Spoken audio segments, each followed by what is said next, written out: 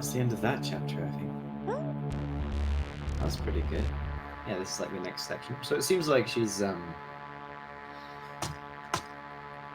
least she's got somewhat of a future now, I guess. I wonder what would have happened if we fought the guy before we drank blood, or if that made any difference. I don't know. Maybe it would have.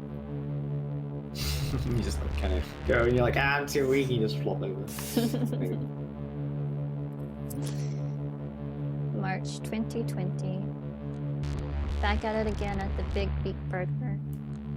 Familiar sounds, familiar smells, familiar faces. Yet again, I'm recalling that night when everything finally seemed to change for the better. I mean, it's not like I wasn't expecting everything to go back to the old depressing normal. Even in the thick of it, the rational part of me recognized my state as temporary. But with these highs, there's always a hope it won't end, or maybe that an ego death will finally occur. Be satisfied, you stupid fucking bitch, I command you. Here's all the logical evidence for why you should be satisfied. Here's the obvious direction for your life, and here's a detailed explanation of how you should treat the people that care for you. No dice. I always fall back into the same old habits. It's like they were encoded deep in my DNA. The aimlessness, the powerlessness, the spiritual exhaustion, these goddamn fast food trips, the stupid fucking self-loathing now amplified whenever I drink somebody's blood. Maybe I should just blame it all on the misfortune of my birth. You do this social climbing until you dissociate, and then you are just this untethered, constantly frustrated ball of dumb desires.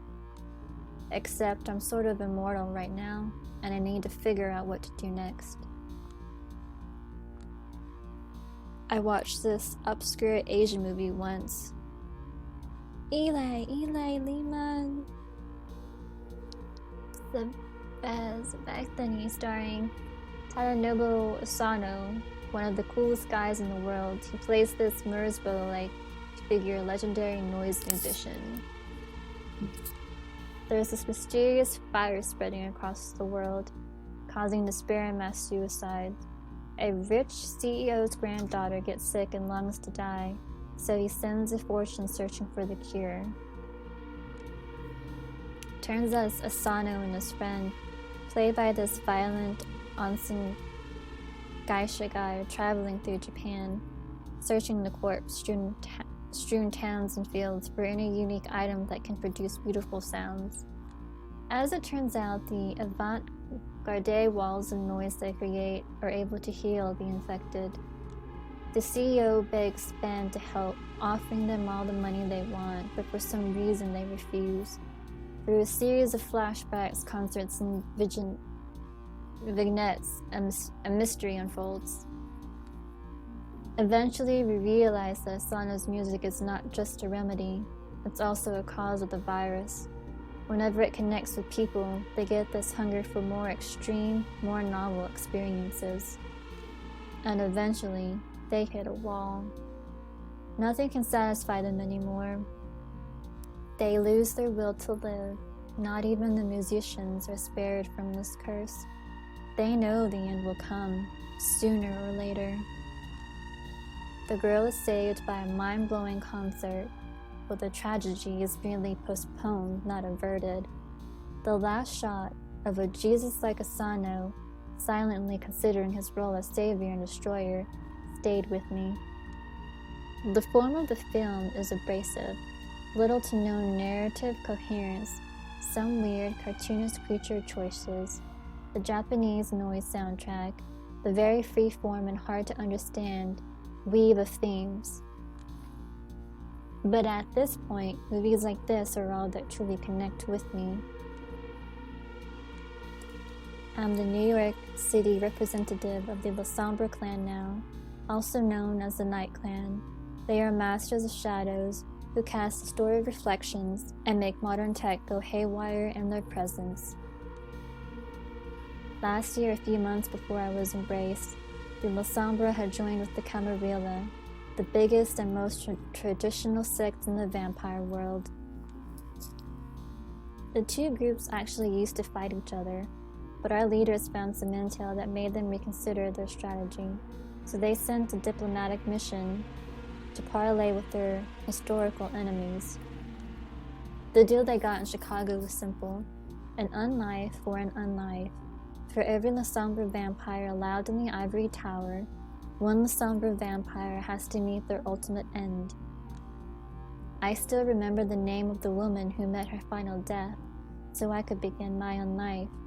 Her name was Hester Reed, a sworn enemy of the Camarilla, a guerrilla fighter who spent decades opposing them. She was someone with far better principles than mine, from what I've gathered. Well, whoever she was, her execution by my sire served to convince the NYC elites to give us the Sombra a chance.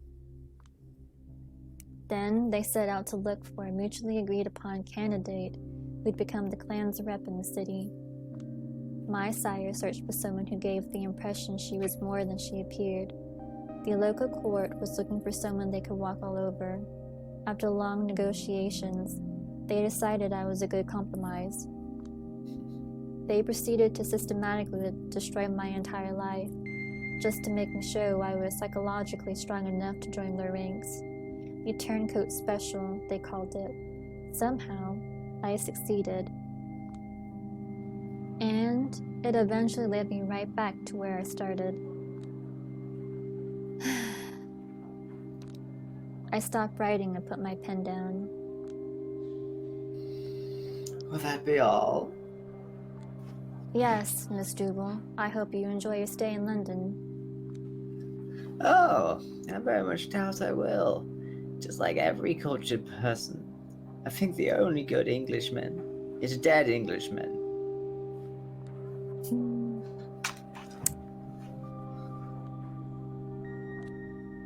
It must be nice traveling the world and all that.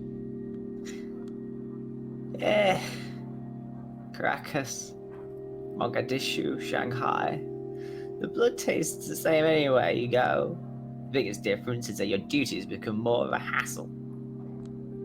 Miss Dougal, every word you uttered tonight just made you more punchable. That will be all. Tell Cordia I said hello, and farewell. Safe travels. Don't let the door hit you on the way out, psycho. Yeah, you bastard. Well. I'm the lone La Sombra in this town, and my representational role means jack shit. No title, no perks, no whatever. Right now, I'm the court's gopher, doing all sorts of work nobody else will touch. My main duties? Being a sort of immigration officer. See, New York City is probably the biggest vampire travel hub in the USA, and definitely the biggest one on the East Coast. Almost every kindred arriving from Africa and Europe comes through here. The local Camarilla is nuts about bureaucracy and population control, so every vampire leaving or arriving in this town is supposed to check with me to inform me about their travels. Well, in theory at least. The VIPs play by the different rules. They take care of this stuff through connections and servants. But for the smaller fish, I'm like a vampire Statue of Liberty. The first bloodsucker every kindred coming to NYC should see, on paper, anyway. The first after the prince, or Quadir, the Primogene Council. These things vary. Yeah, I'm a naturally traitorous La Sombra, so they still prefer being traditional and hands-on about these things. Hey guys, it's Kat from Jinis Cat, and if you are new here, big welcome to you. Hi, here's a free cookie, and big thanks to you and to anyone who has stopped by even just for a quick peek. With all that said, if you are living for this video, please give it a big thumbs up as it will help us out immensely. And while you're there, maybe hit that subscribe button too if you would like to see more content. As always, we will see you in our next video.